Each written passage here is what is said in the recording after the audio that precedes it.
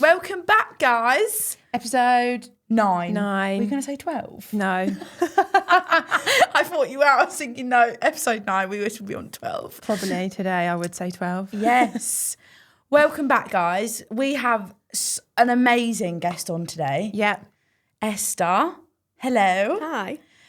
Who's got an incredible story to tell, and it really resonated with us. I feel like you've got a lot of elements of your story that would really resonate with so many mums in so many different ways. Yeah. Because we've got a lot to cover. We do. So yeah, I think why don't you just tell everyone a bit about who you are, why you've come here, and what you do. I usually say, just for anyone that's watching or listening, I should come with a massive sign above my head that says trigger warning. Yeah. Because there's been a lot in my life and I feel more comfortable talking about it because I've been through so much, but for some people it might be a bit triggering. So Sure. we cover a lot around mental health, suicide, death, grief, etc. So just for anybody that is listening to this, just FYI, some of that stuff may well come up. Yeah. But yeah, I'm Esther. Life is happier than it sounded in the introduction. But I'm a mum of 3. Yes. I used to work in corporate London and I had a younger sister. We were 20 months apart. Wow. Grew up together, shared a room, best friends. When we were younger, I was the one that always used to hide behind her. Yeah. She was the one front and center. We'd walk into a room and I'd be like, oh my God, I can't. And she'd be out there. And then we kind of went to secondary school and things started to change. We went to different schools and she became quite shy, reserved, lost her confidence a lot. Mm-hmm. Okay. And decided that she wanted to become a doctor. And she always worked really, really hard. For her, she was uber intelligent and wanted to work really hard. And being a junior doctor in the UK is tough. And it was in the lead up to COVID where they were just she was on an A&E rotation and there was just too much, as a junior doctor, watching all these people around you, dying. There was bodies everywhere, COVID. It was just all too much. Mm-hmm. And my mum came home one day and there was a note on the bed that said she'd tidied up her whole room. She'd taken the sheets off her bed. She's like, I just can't do this anymore. I can't see more people dying. It's getting to me and whatever. Mm-hmm. I know you're going to want to find my body. So this is where I've gone. And my mum called me screaming down the phone. And I was like, this cannot be this cannot be happening. No. Literally my dad came and picked me up, went back there. We called the police. I went and got everything I could to try and work out how we could get there. And the police showed up and they came and sat us down and I was like, great, good. We're going to go and find her. Yeah. I've got where she is. It's fine. And the policeman was like, please just sit down. I was like, we don't have time to sit down. He's like, I need you to sit down. So I sat down. He was like, and I genuinely didn't think he was going to say what was coming next. I was like, why are you telling me to sit down? I need to go and find my sister. Yeah. And he was like, we've found your sister's body. She's deceased. I guess they have to say that second part because I was like, okay. Yeah. And I just remember in that moment, life just breaking, Pause, yeah. Completely. I had a 14-month-old at the time. I was like, how am I going to carry on with work? What do I do? Life just stopped, completely and utterly stopped. I still, when I go back to my parents' house, can't sit in that same chair. In that chair. It's just too much. There's some things that are just too much, and there's a lot in my story. I've been through a lot, but for me, just that I cannot sit on that sofa. No. And I had it the other week when we went back, and my son was like, "Can you read me a story?" I was like, "Yeah, but over here on this chair, on in this a different one." And if I take it back a little bit, before when I went on mat leave with my son. My sister, I worked in kind of inclusion, mental health in corporate, so all around how we can make everything better for our people. So I was always kind of in that space. And then you know what it's like on mat leave. You kind of leave and you're like, wait, I'm completely and utterly brain dead. Yeah. I don't know what I'm doing. I'm sleep deprived. Yeah. I need something. Obviously you've got the baby, but you can't talk to them. And I found that really difficult. Yeah. she was like, "Oh, Esther, like you write a lot for a living." I used to write speeches for these leaders at work, and like, why don't you write what you want to read to your son? Because you can't find the books that you want to. Like, people were giving me books, and I was like, these are rubbish. Why is there not stuff out there teaching our kids like really important messages, but in a fun way? Yes. So I used the night feeds to basically write the first book, Sophie Says, I Can, I Will. Yeah. Which is all about basically like a letter to my son to say, you will meet women who look like mummy, don't look like mummy, it doesn't matter. Like, treat them with the utmost respect and learn from them. I love that. And these are all the things that you can do as a woman, basically. Yes. Regardless of where you're from, regardless of your background, et cetera, et cetera. Like, you can, I can, I will. Absolutely. And it was kind of my like letter to him of like, this is how I want you to start in your life. So this is kind of the first book that I read him and wanted him to like move forward with. And it was incredible. It was supposed to be that Rebecca, my sister's an amazing artist, and she was going to do the illustrations. Fine. So she couldn't do it because there was a lot of stress with being a doctor. So she said, find somebody else to do the illustrations. So she read Sophie Says, I Can, I Will to my son, which at the time I didn't realize would be so poignant. Yeah. And then the night that she passed away, I wrote Sophie Says It's Okay Not to Be Okay that evening because I couldn't sleep. And like writing, I just find really therapeutic. Yeah. And then I said to work, I was like, I just find being with these books so therapeutic as if I'm with her. Like, I really just want to go and do this. And they were like, no. Like, you work here and you've worked here for 10 years and like you've built up, like, can you stay? And I was like, I really don't want to.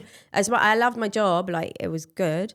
And so we worked it out. I stayed for like another 15 months or whatever, kind of handed over, and then basically have gone on to do this and written more books. So Sophie Says, be proud of who you are. Sophie Says, okay to make mistakes. We've got feeling and affirmation cards now. We've got like activity sheets, like everything. Basically, I say we do big feelings for little ones. Yeah. Like just desperately trying to build a legacy for my sister and make sure that no child ever feels like they can't talk about how they're feeling, so that no family ever ends up in the situation that we were in. Oh, amazing. And curiosity around something you said earlier when you said that when you went to school, you feel like that changed her, like she was the one that you would kind of hide behind and then she became quite reserved. Why do you think that was sort of the school setting? She was incredibly intelligent and so went to one of these schools that was very pushy. Yeah. Right. And she suddenly was like, you know, this very, very, very small fish in a very, very big pond. Yeah. And I think like it beat everything like out of her. Yeah. And all of her confidence just went. Like We you could say- watch it happening. Yeah, because It was we just- say this a lot, don't we? We say about, I feel like now with the school curriculum, it just kills like people's creativity and minds because it's like you're like isolated in this place. And we were talking about, you know, Lily has some clients that are teachers and stuff, and they'll say now even like the youngest children, sitting at a table just writing stuff, that's not natural. It's not a way to be creative. It's like, that's more, it's like militant. We say that before. Yeah. So, and I do think there's a huge thing to be said for that in terms of children just completely losing their confidence when they go into a school setting. Completely. Because my friend's daughter's the same. She was really outgoing. She's only 6. No, but it's happening that early now. That's how scary it is. Yeah. Have you taken these books into schools? So I do author readings a lot. I go in and read the books and then we do workshops. And then I've worked with teachers, educational psychologists and mental health professionals to put together a Sophie Says Wellbeing for the Classroom program. Yeah. That's amazing. And basically it goes along the PSHE curriculum, so all the social and emotional well-being part, and just brings it to life and makes it fun. So it's all through the characters. Yeah. So in every single book, Bunny is... So there's the Sophie Says crew, so you get to know like all Sophie and her friends. But then there's also Bunny, and Bunny's like really cheeky and hides on each page. So we've called the program Finding Bunny. So they go on this whole journey of like Sophie and her friends have lost Bunny and they're trying to find Bunny, but what they're trying to do is find themselves. Yeah. So they go on a whole journey of like who they are, why they're unique, why they should be proud of themselves, what their feelings are, how to have their feelings. And it's amazing, like teachers say, like from the beginning of the year, like doing the program, to then kids actually being able to talk about how they're feeling. Yeah. It's a lot less disruptive in the classroom as well. Yeah. So I absolutely love doing that. Yeah. And whereas like obviously parents, please buy the books because I love it, and that's that's my business. We were like getting schools to buy the program, and it just felt so wrong, like because schools are so underfunded, and I'd go in and I'd see these teachers like breaking because they have to teach, but they're also literally social workers without having the training to be social workers. And I'd leave each school and just cry in the car because they tell me all the issues that are going on. Yeah. And I'm like, we just can't do this. So we've actually just set up a Sophie Says Foundation, which is a charity. Love that. And we're now going to gift the programs to as many schools as we possibly can, just to get this, because I just felt like how awful that like one school might be able to afford it and another one can't. Like we can't do that. No. And they get the books and they get everything with the program as well. So at least if like the parents maybe can't afford the book, like at least it's there and it's in the library and they can take them home.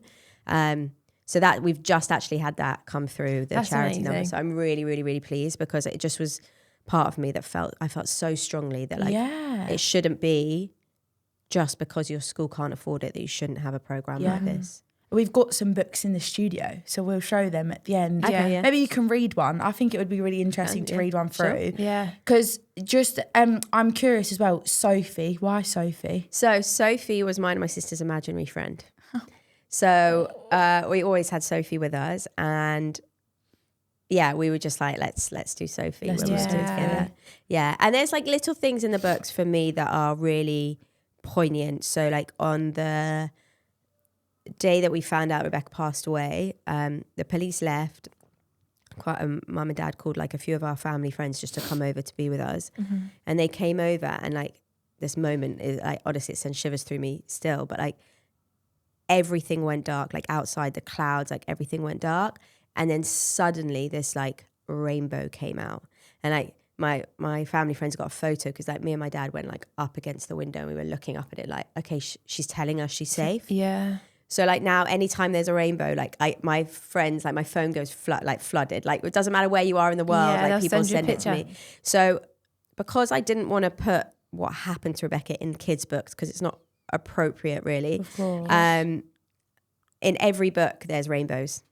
So it's like at least she's there. She's always there. And she's always there, and she's like there with all these kids, like helping them through their journey. Their journey as well. So there's so many little things that I've taken, like the road that they live in is Plum Tree Avenue, and we used to have that tree in our garden. So like there's lots of stuff that I've kind of brought in that's like really fun way to kind of like try and keep her memory alive, but in a nice way rather than making it really deep and heavy, which it is anyway. But yeah, of course, absolutely. Yeah. Go on. I've just noticed the rainbow on the front of that. Yeah. That one. Yeah, that was especially because it was Sophie Says, okay, not to be okay. That's the one I wrote literally the night she passed away. Like that had to be the big rainbow. Yeah. And can we just talk about your resilience to just go and do a night feed and write a book when you've just lost your sister? Because I've got two sisters, and why I'm getting emotional is because I could never imagine that. Yeah. Like trying to raise a child in a moment of finding out that your sister's like done what happened. Yeah.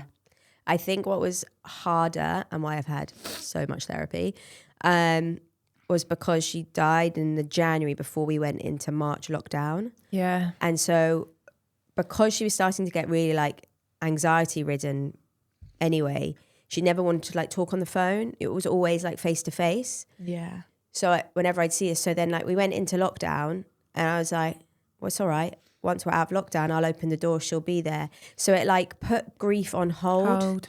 And then it came like with a massive vengeance. And I'm sure, I mean, I've spoken to so many people that this has been the same for like any grief. Like everything was put on hold in everyone's life.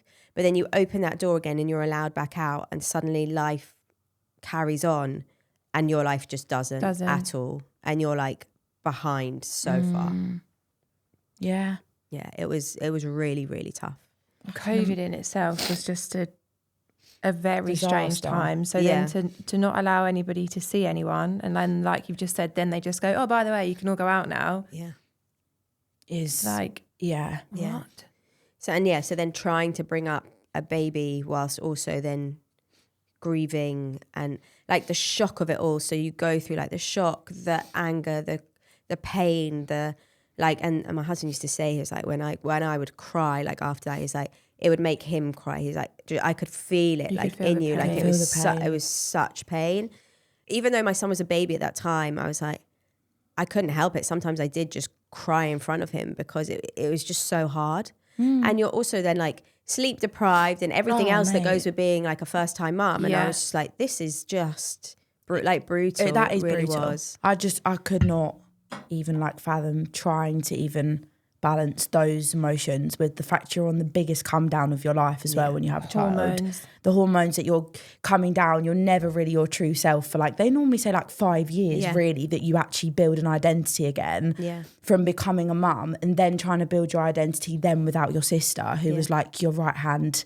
You know, it's just, I can't even imagine how difficult that was. But you're an extremely resilient person to be sat here saying, I'm writing books, you know, and helping children kind of understand the mental side of it, and to be there and just kind of, you talk so beautifully about it as well. Oh, thank you. Yeah, you do. I think it was Jimmy Carr say, like, you die twice. Like, you die the day that you die, but then you die the day that people stop saying your name. Yeah. And like, for me, that's what Sophie Says is. Like, every time I talk about this, I talk about her. Like, yes, it brings it up for me, and I'll probably go home and have a little cry. But like, that is good. It helps my grief. Like, we're not keeping it, pushing it down. I'm all about like emotions, getting it out. But this is me bringing her with me and making sure that we all talk about Rebecca, and all like, she was just like the most unbelievable person. And I think I saw on your Instagram there was, I don't know if you were on the school run or something, and someone said something to you about, because I know your sister's not the only person that you've unfortunately lost in your life, is it? And I think you said grief sometimes is wild. It just hits you out of nowhere. It's like you kind of can get on and then someone will say something, and that can just be such a trigger for you to be like, okay, I actually haven't cried about this, or you know, I've not actually really kind of deeped that, like, I'm tough to get on with it, but actually I'm only a human. Yeah, exactly. You can only take so much, like literally, at one time. It's mental that you were able to take all of that. That's like shots fired in... So many shots fired. Yeah, it did feel like that. Yeah. But so that was an interesting situation. So I say sometimes in like a blurb of like my life, like the past 5 years, I've lost my sister, both my grandparents, had a miscarriage, and lost my mum. So it's just been like one thing after another. And my husband always says at New Year's Eve, he's like, I'm so scared to say Happy New Year to you. Like, I'm so scared, because he's like, each time I do, like, something really, really bad happens. And I'm like, no, we need to flip that. Yeah. Like, we really need to flip that because like, no, this year's going to be our year. This year's going to be our year. So the school mum, it was, my mum passed away 7 months ago. When I had our second, 4 weeks into having her, my mum got diagnosed with pancreatic cancer. Which anyone's ever had that diagnosis, beyond brutal. Is it quite rare? Because I think I was Googling it the other day, I don't know why, and apparently the symptoms are quite... So because you don't realise the symptoms, what happens is they catch it so late. That's it. So it's so deadly. So basically, I mean, a lot of people get the diagnosis within weeks. Yeah, I read so this. They gave mum 3 months. My mum was actually a doctor. She diagnosed herself. It was ridiculous. So she actually diagnosed herself early. So we managed to get like a good 1.5 years of like good. Mm-hmm.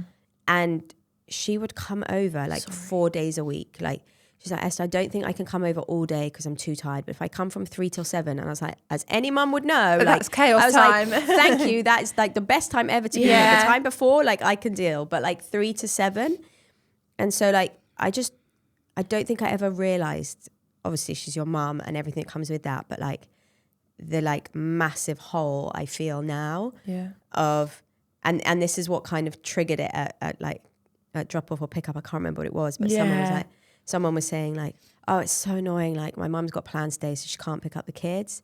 And I just got in the car and cried, and I was like, I wish my mum had plans today that she couldn't pick up the kids, you know? Like, cool. I don't have that. I see it pick up so many like grandparents now, and like it's a lot, like with 3 really young kids trying to then also have what I'm doing day in, day out with Sophie Says, with business. And that's a pressure in itself, because it's not like, oh, here I'm just running a business, and running a business is stressful anyway, but it's the added pressure of like if it doesn't go anywhere, then Rebecca's name doesn't go anywhere. And like that sits heavy on me. And now it's like with mum.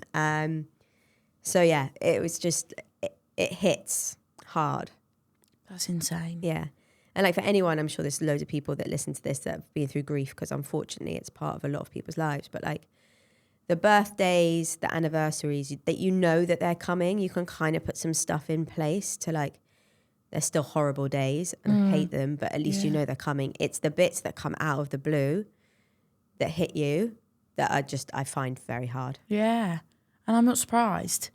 But what do you do in terms of what do you find, other than writing, what do you find helps that you've built that resilience of being able to be a mum to 3 kids, show up and be a wife, not have your sister and now not have your mum? Yeah. Which are 2 of the most important women in your life, 100%. as we would know. Yeah. And that's why I think it's so hard. And that's why I think a lot of people sometimes don't get it. Yeah. And where I think I've lost a lot of friends, not in a bad way, just because I stepped back. I just You've couldn't. got other things to There was just so much of. going on, and I basically would take the time if I had it instead of going out. So what do I do? Like music for me is a massive thing. So I know the songs that I'll put on that will make me bawl my eyes out. But I know at points I have to do that in order to like release it, in order to be able to get up the next day and carry on. So I will spend nights doing that. And like, yes, I'd cancel on friends or whatever. And I think probably some people were like, oh, she's like completely gone off the face or whatever. But it was just a coping mechanism that I just had to do. Otherwise I was like, I'm not going to get through the next day and I'm not going to show up as a mum. And I don't want to screw up my kids with all of the stuff that's now gone on in my life. I want to be there for them and I want to be present and I want to be like somewhat happy. And they know, like sometimes mummy's sad, like they Which know is fine. She's lost Auntie Rebecca, and now like my 7-year-old knows about with mum, like he was really close to her. So we've gone through all those emotions, which I actually found harder telling him and dealing with his emotions. He gets quite upset. Yeah, because I've read that grandparents actually play a vital role in a child's life on 100%. It's like a different type of relationship to what you have 100%. From a direct parent. Yeah. And I remember saying to you when we first spoke to come on the podcast, you said, I lost my grandparents, but I think people sometimes say, how do you deal with that grief? And for some people, their grandparents are their parents. Like they are the closest thing to them. When they lose them, that is like their whole world comes crashing down. Yeah. So I can't imagine how your son felt because, It was really interesting actually that when I said that to you, because my therapist was like, Esther, you don't ever talk about like your grandparents. Like so many people, like people would call me like crying, being like their 95-year-old grandma passed away. And it's like, I get it. Like that's hard, you know? Like, and so people just assume that because I've had a harder loss, I don't even know that like the grandparents don't even need to be in that list. But like, it was also really tough. Like, you know, they had Alzheimer's and they were up in Leeds and we're going backwards and forwards. And like life for the past 5 years is just like you said, just shot like constantly, like a blur. And so like everything else around it, like just kind of had to give way. Which is, What's your husband like? How has he been? He's amazing. Is he? Yeah. Like, it's really good. I am so oversensitive and I overthink. And like, if I say opposites attract, I mean, he doesn't overthink in the slightest. Oh, that's like our situation. So it's great because he will be there with me in that moment and he will help me through it. And then next day he's like, cool, let's get up and go. Yeah. And actually I need that because it allows me to break a bit. And so we can like play that off each other. So it's. Men are the fixers. They are. Sometimes he wants to fix it. And he says that sometimes. He's like, I really want to fix this, but I don't know how. Like, there's a lot of stuff, Esther, that you've been through that I don't know how to fix, and this is really difficult. And we've had to have like really intense conversations like that I never thought we'd ever have to have. Like when I was in the hospital with like my sister, sometimes when she was having like a depressive episode, or like with mum, like when she was deteriorating, or like he was like, should I come to hospital? He's like, I'm really scared to see it. And I was like, I think you probably should, because I was going like every day. Yeah. And I was like, I think you should probably come just so that you're aware. And like he did, and he came and said goodbye. But like I had to preface him. Like I just walked in and was like, this is just what I've been doing every day. And he's like, Esther, when I got home, he's like, I don't think you understand the trauma that you're going through every single day, walking into that room, seeing like there's literally like leads and things like coming out of everywhere. Like, she doesn't look like herself. She can't keep anything down. Anytime I give her anything, like she was throwing it back up. So I would stand by her bedside for like 5 hours a day, like just catching the sick and wiping her like towards the end. And he's like, this is not like normal. You do get that, right? And so it was good for him. He could then balance out, because for me, this was my normal for the past 5 years. And like I realized then when I speak to other people, this is not normal. Yeah, that's a lot of trauma. He very much brought me back of like, no, it's okay that you feel like this, because this is not okay. And for so many people watching, like people go through the one thing of having a kid and your relationships blow up. We've had so many conversations about it's hard to navigate your relationship when you add one child into it. Go and add 3 and trauma, grief, loss, all the rest of it.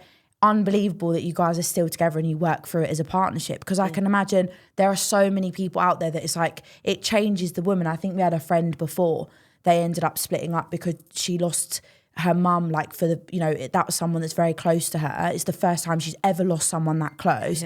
Changed her completely. It changed their relationship. And so that was kind of the end of that. And I think for a lot of people that's like a reality, that when things like that happen, they don't stick together. And then you've got that to deal with as well. So that's amazing. Yeah, it's a lot of, I swear, like I know in the UK sometimes it's a bit like, therapy. But my mum was American, so it was always like, it was fine. Oh, was she? So I've always been very open about that. And I've had like coaches and stuff that have been really, really good. Like it's not molly cuddling at all. Like even after Rebecca passed away, like I'd go in and she'd be like, okay, and? Like it is very like, okay, what are we going to do? Yes. Like we can't bring them back. So what are we going to do to make me okay? And how are we going to like bring their memory and make it? But like I've seen so many people break, understandably. I mean, I stupidly, when Mum passed away that night, I don't know why I do this when people pass away the night that they pass. I signed up for the London Marathon because I was watching her, and like my dad and my mum are both doctors, and they're having all these conversations with the doctors about this and that. And I was like, I can't help at all. I felt completely helpless. Didn't know anything that was going on, and watching the deterioration, like anybody that's watched someone go through like a cancer deterioration or any, like it was horrendous, especially when you don't understand then what's going on. And I was like, there's got to be something I could do. And like Pancreatic Cancer UK is a charity, and they're doing like amazing breakthrough stuff. So I was like, right, I've never run before in my life other than like up the stairs, and I'm out of breath, like running after my kids. But like, yeah, let's do that in my like, you know, hadn't slept in months state and like bereaved state that Mum had just passed away, thinking, oh, it's fine. Like nobody gets a place. Like at least I've done the right thing, tick. Anyway, then I get an email to be like, yeah, you've got a place.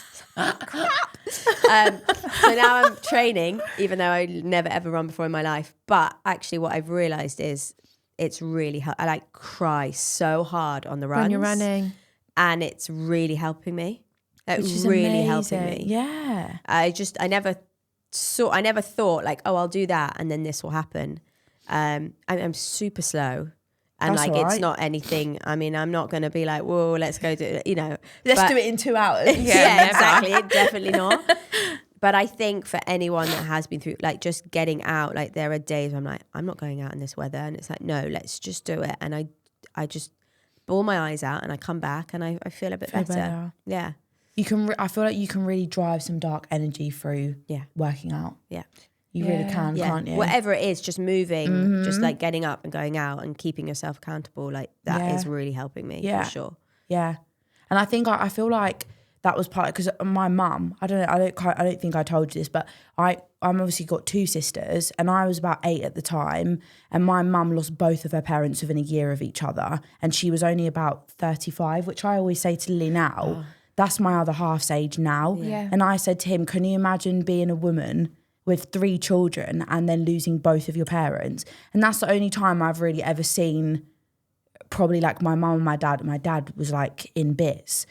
And I think at 8, I think you understand some of it, but you kind of block some of it out as well. You're kind of like, what does this actually mean for me? But I remember my mum's a Pilates teacher now. And I always remember thinking, I wonder, she never really talks about it a lot, to be fair. Yeah. Again, because I think with grief, you just kind of get on. And I think from her generation, as Definitely you touched on earlier, generation. you are just taught to get on with it. Yeah. There's no moping about, there's no thinking about it. There's no really going through proper grief. It's just, okay, it happened, you know, you move on with it. But my mum and dad have both been to therapy, counselling.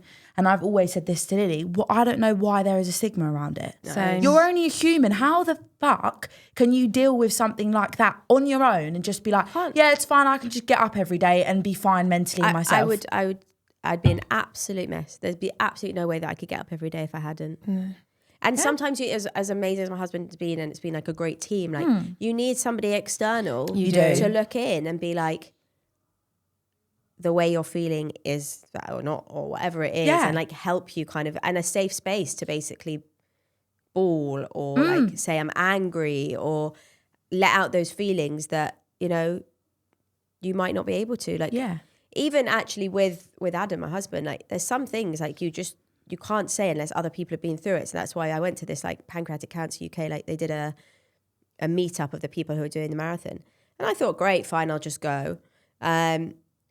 And it was the most therapeutic thing. Like I got home, Adam was like, how was it? I was like, I literally bawled for like 5 hours because everyone in that room had been through somebody dying of pancreatic cancer the same as me. We could all talk about the horribly morbid things that you don't want to sit down with your friends and be like, by the way, this happened today. I talk about it with my friends, but not in that level of detail because like you don't want to put that on other people. Yeah. But I could.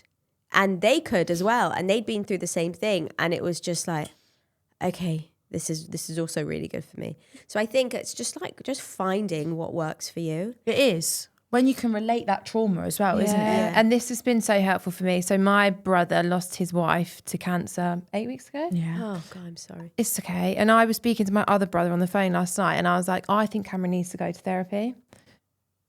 But it's trying to get him to do it. Yeah. And also my other brother was like, is it too early? Like, when's the right time for him to go? Bearing in mind, he's only 24. They've been together since they were like 17. Her mum died of exactly the same cancer. And he's been her carer for like 3 years. So for him, he's just getting up, getting on with his life, doing. But I said to my other brother last night, at some point, he is going to come to a brick wall and he's going to break down. Burn out. He's got to go and do some therapy. But you've said about running, he's planned to walk from one side of Wales to the other. He's just waiting for the weather to get a bit better because it's quite mountainy, whatever the word is. Yeah.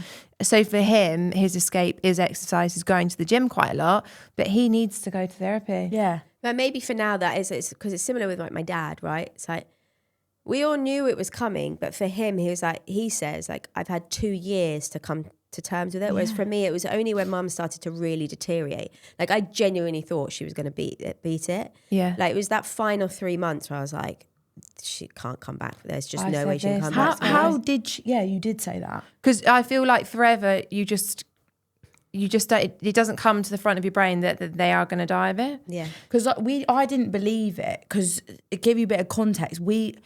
Everything seems to happen when we're together. We said this the other day. Find out we're pregnant. People getting it's so weird. Never with our other halves, just me and Lily. And we went to A&E and I literally remember her texting me saying, Sky has got cancer. She was being dismissed consistently. She was only like 20 at the time. Yeah. Constantly dismissed for pains, because that's what they do. They just, you're young, you're fine, nothing will happen to you. And then I remember you texted me and I could not believe it. I was like, she doesn't have cancer, there's no way. There is you're in denial for such a long time. And I think we were. Like, I think she goes through it, but you're sort of like, how is she? Yeah, she's going to come out of it. She'll be fine. And I don't think you don't really fathom it until they're actually gone. Yeah. That you're like, what the fuck happened? Yeah. And for me, it's my brother that's going through it the most. I didn't quite comprehend what he was going through until I went to see her at the hospice. Yeah. And he was sat there in the chair next to her and I was like, fuck. Yeah, because we've just gone on and on and on and on and on with our lives. And yes, checking in, making sure she's okay. My mum and dad did everything for her. They acted as like parents for her. But for me and for Scott, when we went into that hospice, I was like, fuck, do you know I'm going to come back from this? And that's what you realise. Yeah. And that's what everyone else around you doesn't realise. They're like, okay, Esther's going to see her mum in hospital. Like, sad, but I knew every day for 3 months, today could be her last day. Yeah. And then you probably had this as well for 2 years prior to that.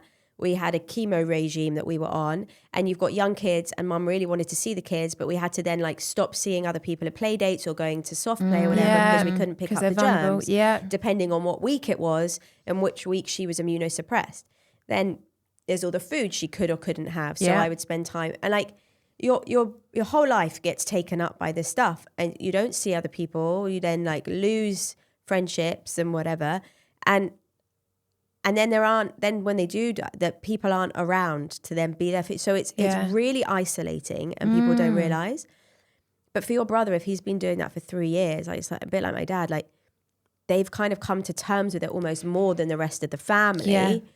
And it was where at first I was like, no, dad needs to go therapy straight away. But it's like, he needs to take his own journey because he's actually further along in the grief process than we are. So true. And everybody deals with grief differently. Yeah. And we found it with my sister. Like, I went to therapy straight away, whereas the rest of my family didn't. Or never went and found other things to do. Like, my parents were like, right, we're both doctors. It's COVID. We're gonna, go out and like help, people that need help. And they like, were amazing what they did, especially mum.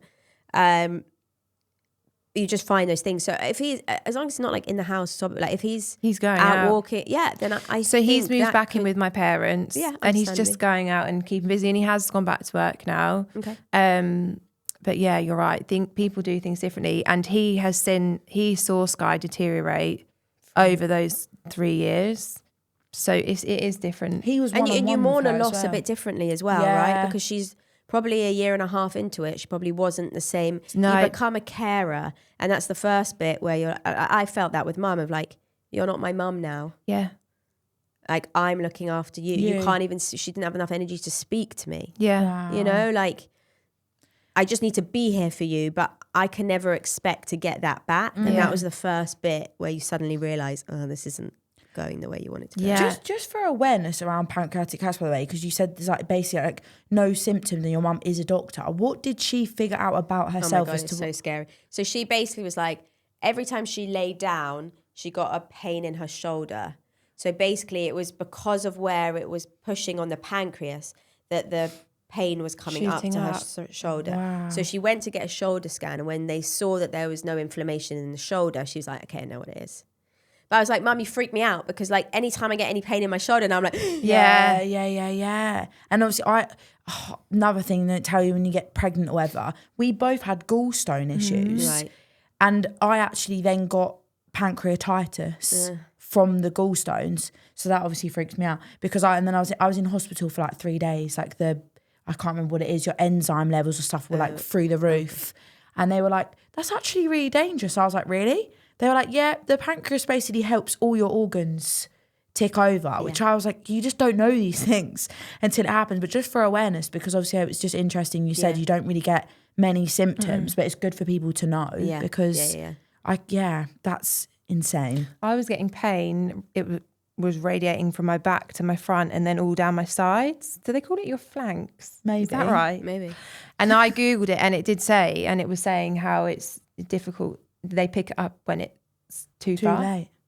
I think especially as women, I think you've seen it as well, and all the other mums out there, like, you have to advocate for yourself so much. You say this. Because they just dismiss pain left, right and centre. From when you're a child with like period pain to birth to motherhood to knowing your kids better than they do to menopause to whatever it is in our lives, like, it's dismissed, right? We just, like, I don't care if we're seen as hypochondriacs. Like, I think you need to go in and say, like, I've got this pain, and it's just better to get it checked out than not. You say this. Oh, Soph's very good at that. I must say. If there's something not right, you will push. I'll be like, go back. Tell him if it's I your know gut, my body. like, you go. Yeah. Like, because I literally was, when I had Lila, that I was like, it was like 8 days post when I had birth. And sorry, TMI trigger warning, I had this horrendous thing fall out of my vagina. And I was like, what on earth is that? And I was like, that doesn't look right. That's not just a blood clot of like where I'm bleeding. That just does not look right. And I actually threw it in the toilet and it like separated, like it looked like membranes. So I took a picture. If I hadn't have done that and I hadn't have gone there, they were like, are you sure? Just monitor how you feel. I said, I'm telling you, I don't feel right.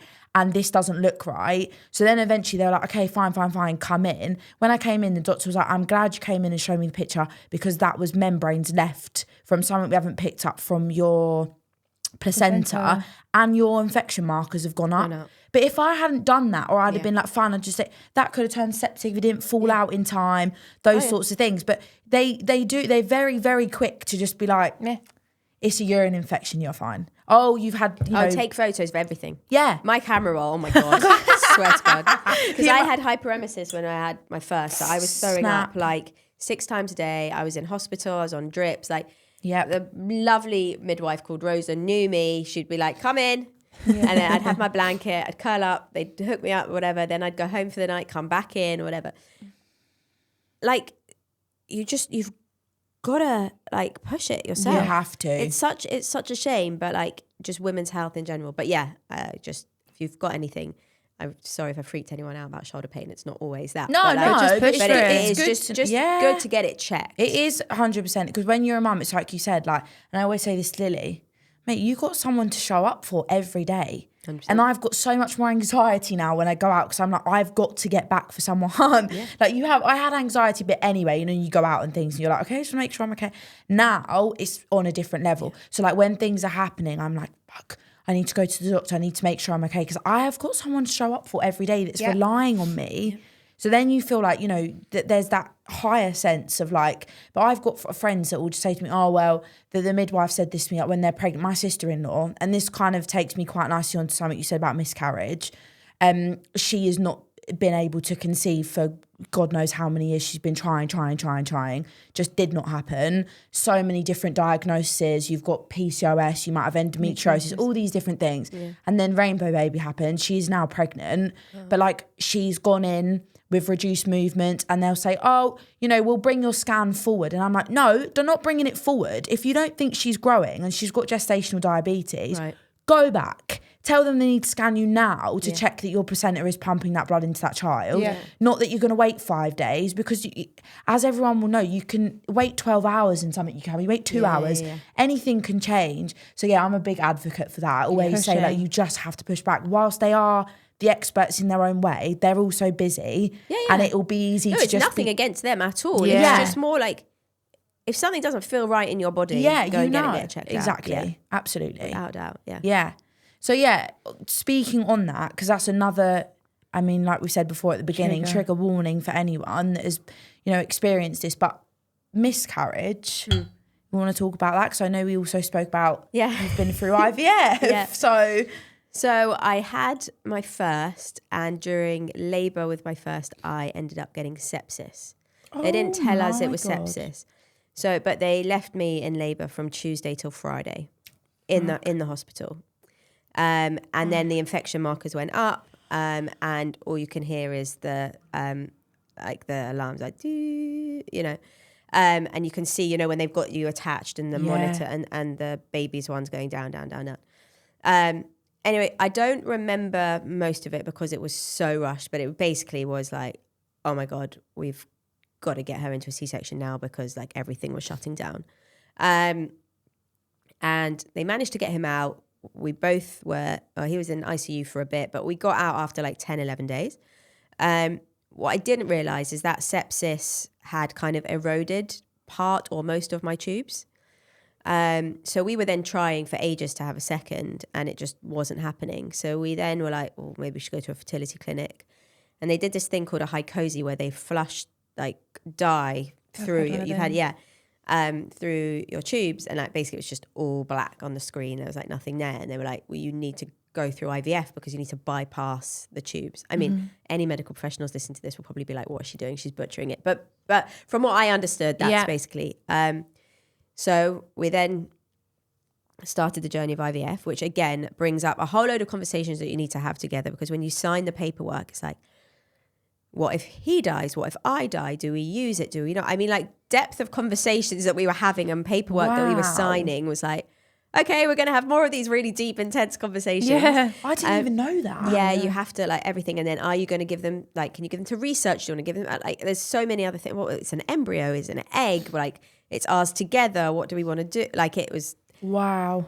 Anyway, so we started and, you know, they'd said to me, basically, because it's just your tubes, not just, but again, we just belittle all this stuff. But because it's your tubes, we could hopefully just put it straight in and it'd be fine. So I just didn't think anything of it. I was like, right, this is just the journey that it's going to be.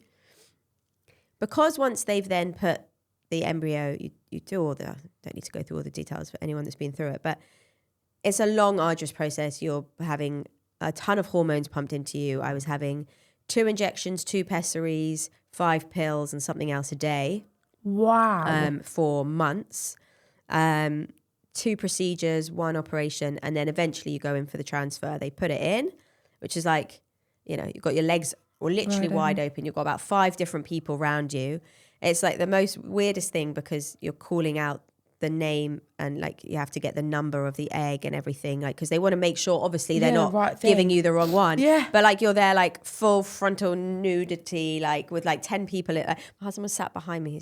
I've never heard him so quiet. He was like, where the hell are we? Because it was also COVID, so he wasn't coming to all of the appointments. Oh my so the only one he came God. to was the transfer where they then put it in. Yeah. And he was like, oh my God, it's like hyperventilating. Anyway, so it went in and then you get every single day afterwards, you get blood tests because they basically tell. So for me, it was a bit strange. I didn't start bleeding and then think I'm having a miscarriage. I had the anxiety to wait for each time that they call you each day to say like, oh, the bloods are going up. It's looking good. Yeah. And then one day they called and they were like, the bloods are going down. You will miscarry in the next 5 days. Wow. So it was a weird thing. I've actually got a photo of the day that we got that video, because the day we got that phone call, because I was a mess. It was like, so I'm not miscarrying right now, but I will at some point in the next 5 days. So like every moment over the next 5 days, I was like, something happening, something happening. When's it going to be? When's it going to be? And then as it was happening, you knew then it was happening. And it was so, for anyone that's been through any miscarriage, like the visceral feeling of like that, like leaving, like it's so hard, like being through so much grief. I actually find that sometimes the hardest, because it's like all the things I dreamed of, like at least I have, like if I'm looking at like seriously thin silver lining with like Rebecca and my mum, like I have wonderful memories of them. Yeah. Whereas I found it so difficult because I had suddenly thought of all these wonderful things of like, we're going to have 2, they're going to play together. I can imagine this. And like in that moment of it, like leaving your body, you're like losing all of those memories. I found it so hard. I actually don't talk about that as much as I talk about all the other grief at all. People, I think, don't ask me about that because there's so much other stuff. But for me, it hurts. It hurts so much. Yeah. I think that's a different, because it's like you said, you don't have like a physical like person there to grieve, but you have this idea of what that's going to turn into, and it's just you. That it's then not gets like you can taken chat away. to everyone about it. It's gone through your body, and then you go through the whole, which we shouldn't do as women, but we go through the, was it my fault? Is it my body? Is it this? Is it that? Like, and usually everyone else around you, I don't know what it is, but like everyone else around you is getting pregnant at that time. So it's like so difficult to, and then it's just I don't talk about it that much, but that I kind of put a bracket around. I really kind of just... I think that miscarriage is something that if people have not been through it, they just go, oh, they don't really think about it. Yeah. Because I will say it, me and Scott had one in, when was it? Like... it must have been like, due in December. So so it's like February. As in due next month. Yeah. February. And I remember I started bleeding and I was teaching students and I was like, oh my God. So I went outside, I called the midwife. She was like, listen, we close in half an hour. Unless you're leaking through a pad, it's not an emergency. This was on the Sunday, but we're open again in the morning. So ring in the morning. So still bleeding. I rang in the morning, went in. I'm sat there. Didn't want to tell anyone. Soph knew. Scott then gets a text message from his friend being like, oh, we've just seen you and Lily at the Rosie. And I thought, for God's sake, like you can't just hide from this. And then anyways, they did the scan. They were like, can't see anything. Like, we're going to take your bloods. Come back. It's either an ectopic or you've passed it already and that's why I can't see anything on the scan. So we'll see whether your bloods go up. We were meant to be going on holiday the next day and I was like, we can't go because if it is an ectopic, this is really dangerous. But really also dangerous. At the same time, I can't be thinking about holiday. So Scott said to me the next day before we go in, we went in the morning and then he said, I've booked for you to go and get your nails and that done, so fine. So I was like, okay. So I'm sitting there having my nails done, like a pedicure, and my phone rings. And I thought it was the hospital to tell me, yeah, your levels have dropped by half or whatever it was, so you're definitely having a miscarriage, or they've gone up and you need to come in. So I answer the phone and it's a midwife from another department doing my initial check-in appointment. So she starts asking me all these questions. And I was like, I don't think she's looked at the notes properly because she's asking me questions like, any this in the family? And, they ask you, it's like a 45-minute phone call. So I just hung up on her because I was so like, I don't even want to. And then she called me like 10 times. So I answered and I said, listen, sorry, it took me about 15 minutes to register what you were asking me questions for. I've actually been in clinic, whatever it is. I'm having a miscarriage. She was like, oh, sorry. I just thought, what the hell? But then the next step, so they said, yeah, your levels have dropped, whatever. And then you're just expected to just get on with it the next day. And for Scott, he found it very hard because he was like, men just don't get it. I said to him, you don't understand. You do not get it because you're not pregnant. And you're not going through it. You've seen the stick. You've not seen any scan. He's just like, someone said to me, my friend said to me, are you sure you just didn't have a period? Oh my God. Yeah. And you know that the thing with Lily, she's very good at just being like, I'm fine.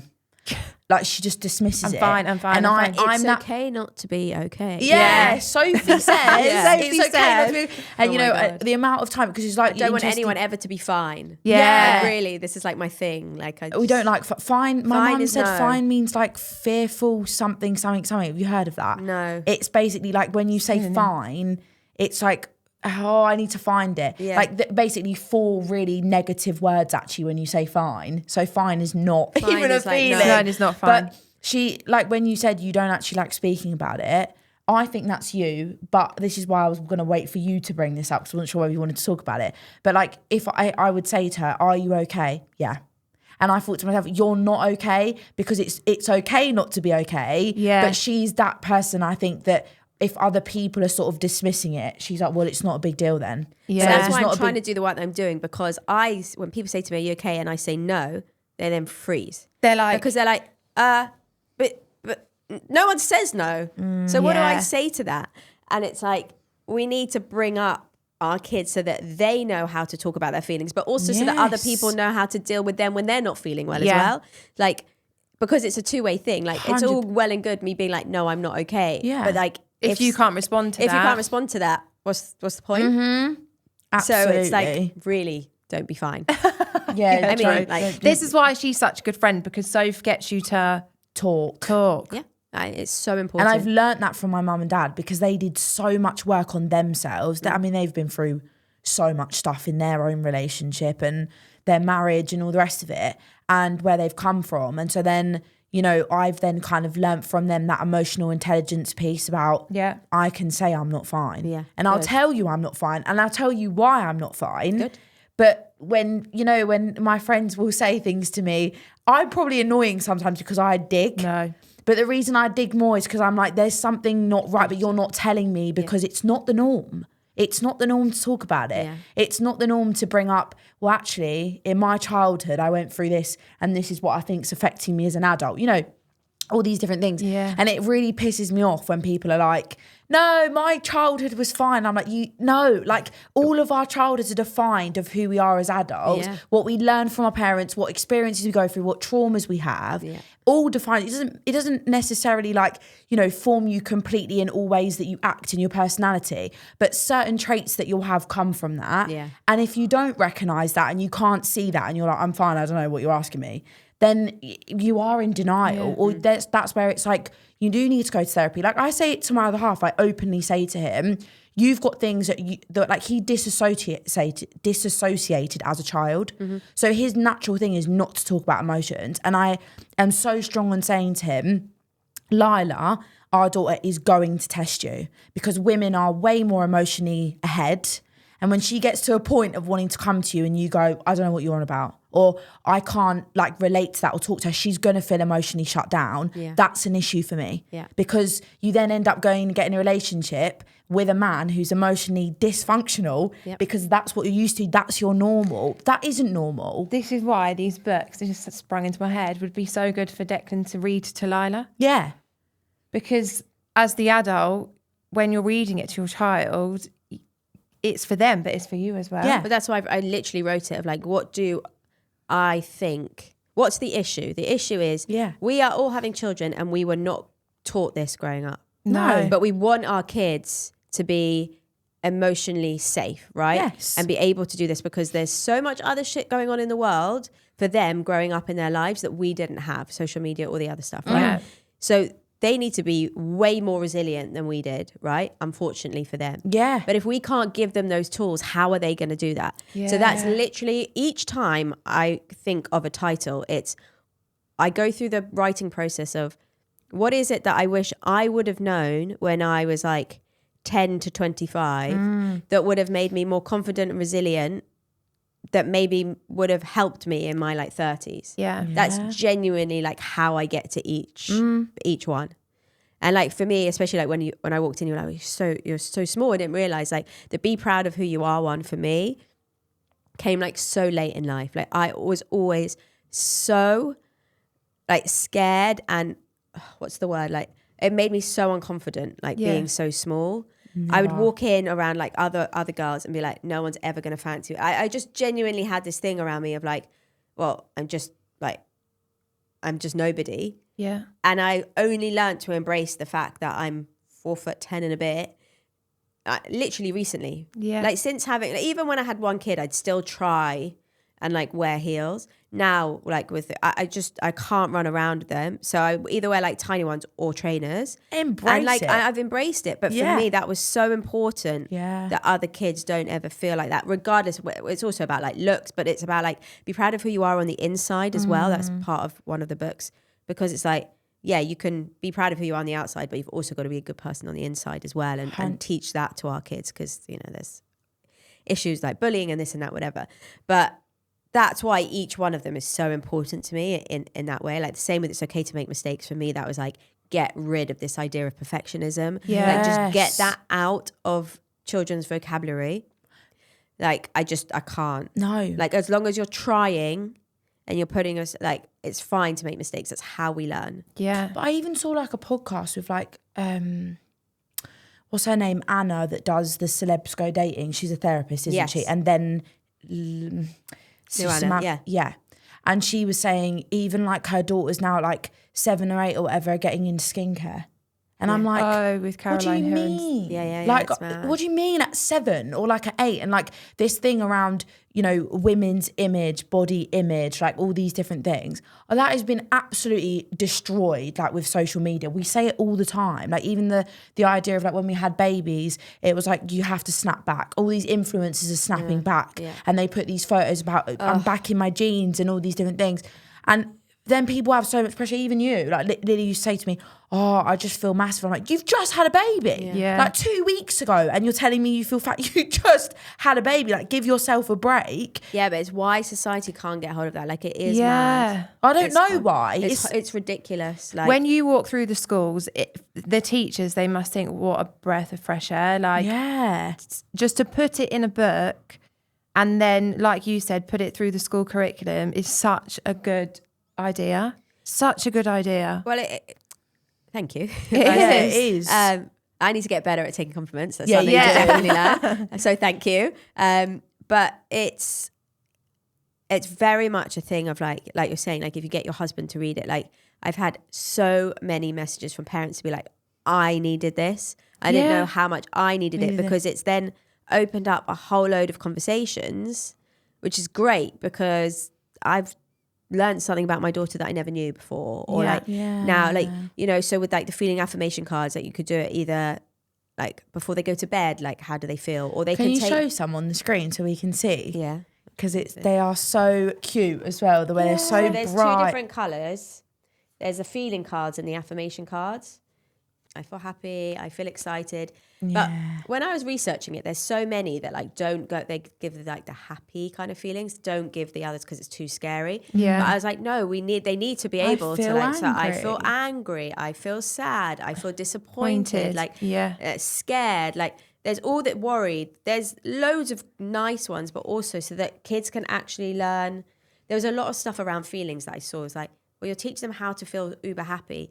But like, if they can never then feel the other way, then we're not teaching them to emotionally regulate. Yeah. And then there's the like, I am determined. Yes. All these different ones. I am kind. I matter. I am brave.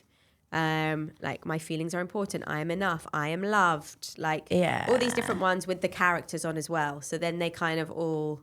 Then it all links. Yeah. So like my son and loads of people have said like they'll take them to school in the morning with them. They'll put them in their bag. It's another way to be like, if you're missing mummy, like take the card. Like I'm with you. Yeah. You know, there's loads of different things. And there's like I put all the instructions of like how you can use them as well. So Great idea. That's amazing.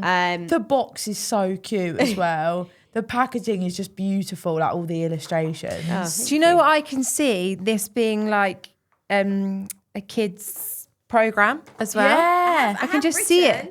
What? Have you? Yeah. I do that all the time, don't we? We're like, whoop. I'm trying. I basically would love this to be like the go-to stuff that like when you have kids, this is what people go to. Because I just think this is so important. Rather than, if I'm really honest, some of the other crap that's on TV and out there. I just want to show the screen the books because they're actually stunning. This is like Sophie's Crew, right? There's Sophie's Crew. Oh. And then like the kids love finding the bunny on each page. So the bunny Nelly would hides. love that. Yeah. And that is like when I go into schools, they're like, I want to find the bunny. I want to find the bunny. The colours are just, I can see him. I mean, you won't be able to see that on the screen. So like I've done it like all, I've really tried. So especially because I used to be like in inclusion and stuff, we've taken it and stripped it right back. So all of the colours, there are no two colours that can't be together that's going to overstimulate a child from like an SEN point of view as well. Like there's so much stuff. The cards are in there, yeah. Oh my God. I'm really literally thought about everything. I'm really trying. And like all of the characters attention. have their own colour scheme as well. Yeah. So like if you look at the houses that they're in, like if you open to the first page, their colour scheme is on each of the houses as well. Oh, do you know that reminds me of Balamori? Is that what it's called? Yeah. I think so, But what's the story? They all have like different colour. Yeah. Can you see that? But you are right about TV and stuff for kids at the minute. It's like, it's not great. So if you could have a program like this that was good for them to watch. Yeah. Why don't you have that on all the time? We're like basically like no screen time. Like all of this I've read so much about Coco Melon. I've never put it on, but I've read about how they've literally scientifically made that addictive for children. And that if they even take their eyes off it, they get kids to sit in front of it. And as soon as their eyes like wander back off it, they put something else in to keep them. Yeah. Like it's terrible. You need things that are engaging like this. That is like the epiphany of what you need for children these days. Yeah. Because the screens are just like, again, for where their attention goes and then like what they can take in, it just then completely counteracts all of this like reading and the good stuff that they need. Yeah, well, that's the other thing I'm really trying to push is reading. Reading. And the levels of reading are down like I've never seen before in this country. And the amount of well-being and social mobility and connection that is made from reading as a kid is being taken away from our children. And it's something I'm like, I actually get really emotional about it. It's like I'm so passionate, like how we can't be reading to our kids for 10 minutes a night. Like if like we do it just every night. Yeah. But like it just needs to be something that doesn't get lost because there's so much benefit to it. Yeah. And so therefore we need stuff that isn't some of the crap that's out there. No. And we need stuff that's so yeah. I mean my son has been amazing because he's a bit older and he's like, Mummy, I love Sophie Says, but now it's getting a bit boring because I need like bigger books. So now I'm starting to write like chapter books for him. Yes. So it'll be like these messages go through all the way to kids. So it's not just when they're younger. But there'll be more of these coming out. So each of the spines is a different colour. So we're going to have the rainbow. So when you have them all together, it will be the rainbow. I love so that everyone gets the whole set, and we'll have the rainbow in their rooms. Same with the chapter books. Everyone will have the rainbows. So where can they buy them from? So you can buy them on our website, www.sophiesayesofficial.com. Yes. Get your books bought, guys. But I've really, really tried, like, especially with the bundles. Like, I know there's some brands out there, and I say a brand, like, it's me. I package up your orders. It's all me. But, like, I really try not to overprice everything because I really want to make sure that everyone can get it. So the bundles are better value, for sure. So yeah, I would love it if people would go and get it, and then let me know your thoughts on it. I love hearing it from other people and parents and kids and everything. We're all about the feedback. This is why the podcast the best piece of feedback I ever got was last year at World Book Day. We had people dressing up as Sophie for World Book Day, and I was like, I literally was like, if I could have even dreamed that would have been like a dream I had. That's like, incredible. I was like, yes, this is what I want. When we eventually get to that point of Nelly and I going to school, we'll do Sophie. For sure. But yes, you can buy them on the official store. Also, your Instagram. Yes, you can go on the link on there. Sophie Says Official. It's all on there. I'm very open. I basically put like my profile and Sophie Says together because everything I do is about it. So I share a lot about like grief and what I'm going through on there. So if you want to come and follow my journey, please do. Yes. It will really help because I come up against so much stuff at the moment of like, oh, well, you've only got 14,000 followers, so therefore you can't get on this bit or that bit or whatever. But like any support would be really helpful so that I could try and get this out there. And we need to get, Esther needs 1 million followers at this point. A million people of you definitely have children out there. It's really to be reading funny. books. Like I never wanted to be like, do you know, I was like, I don't need my face to be out there. I just want to do it for this, but you've got to do You've got to do it, guys. And it's just getting it out there, isn't it? Because any parent that hears this will buy them. They will. They will buy them books. I hope so. I really hope so. And we're talking to all of you at the minute. We do have an amazing following from mums. We get the feedback we're getting about, oh my God, you guys are making me feel so normal as a mum. And that's why we, obviously your story, like we said, we were like, your story just resonates in so many different ways for so many mums out there who have experienced grief, IVF, miscarriage, whatever it is. You've kind of got it all into one, which I'm sorry that you've had to go through all of that. But it's an unbelievable, story, and your resilience is something that's extremely empowering for so many women to see. So it's been amazing having you on. Thank you so much for having me. No, so nice. You. I feel like I just had like a coffee catch up. Absolutely. And we'll be episode 9 this is. I lose track. The next one, I lose track too. So it'll be episode 10 next. Please like and subscribe, obviously, because I'm sure you've loved this episode of Esther. And we look forward to the next one. Thank you so much. Thank you.